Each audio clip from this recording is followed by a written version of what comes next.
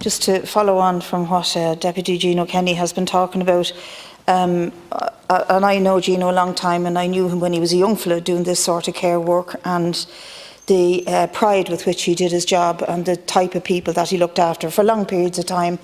He looked after people with whom he built up relationships, people who were wheelchair bound, people who suffered with mental health. And the whole point of the type of care that was delivered through, as he said, the public sector, the HSE, was that the carer builds up a relationship with them that they care for.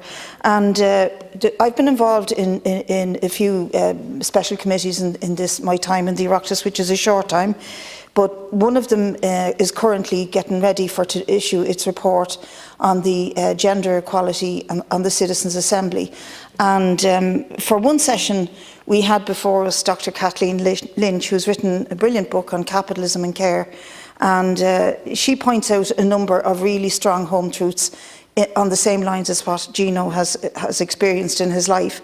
And one of the things she points out is that care itself is not about, providing just the physical facilities. It is actually about building up a relationship and having an affection and a sort of a friendship with the person for whom you care. And it goes to the heart of what the people need in their lives in terms of their need to flourish. And we learned a lot about that during COVID.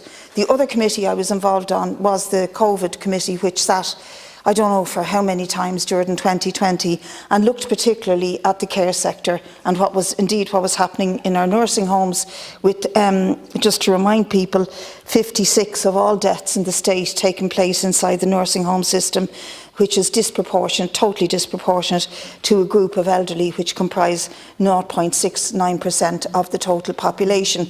Now, a recommendation that came out of that long-sitting, long-suffering committee was that a public inquiry would be established to investigate and report on all the circumstances relating to all the deaths from COVID-19 in nurses' homes.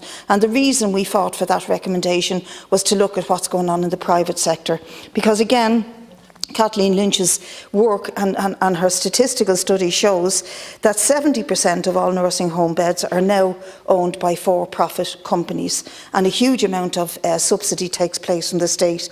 So if you look at the overall care relationship between the state and the for-profit sector, the proportion of public expenditure allocated to private for-profit care rose from 5% in 2006 to a handsome 40% in 2019, and that's not the latest figure. So although it's not defined as profitable, it is currently valued at around 718 million annually, with 599 businesses registered as delivering care. Now, what is that if not the commercialisation of the most human action one can carry out in one's life, is to care for another, particularly when they're vulnerable, able or disabled.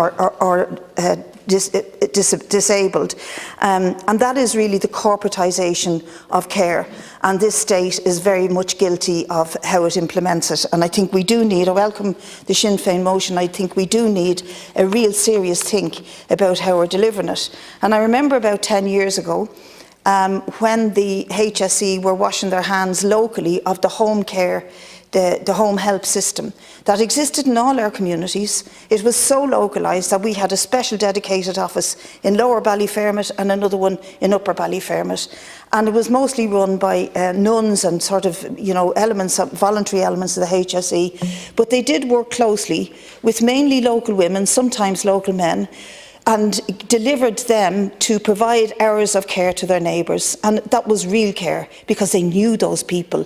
They knew those elderly men and women that they were looking after. They'd grown up alongside them. They loved them. They had relationships with them. They'd bend over backwards for them. They were available to them out of hours. They got paid reasonably decent hourly rate, and when the home help system was removed, all of that went under the radar.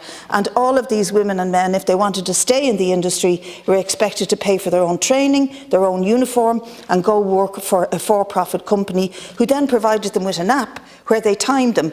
How come you were longer than 15 minutes with Mrs. Murphy around the corner, and why did you stay back there? You should have only just given her a shower and her tablets. When what people really need, just to repeat it, is relationships, is affection, is care, is friendship.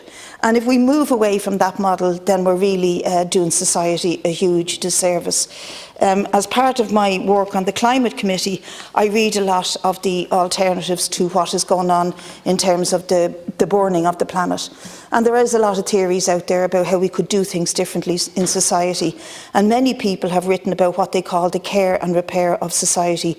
And very central to that is for society to move to spending a lot of public money on looking after each other, on training people properly, on paying them properly, and on giving the sort of care that our vulnerable and elderly people, which we will all get there someday, absolutely deserved. And it would be a very productive and fruitful thing to do. And I think this debate around the motion that Sinn Féin have put forward begins to help us to understand that that's where we need to go.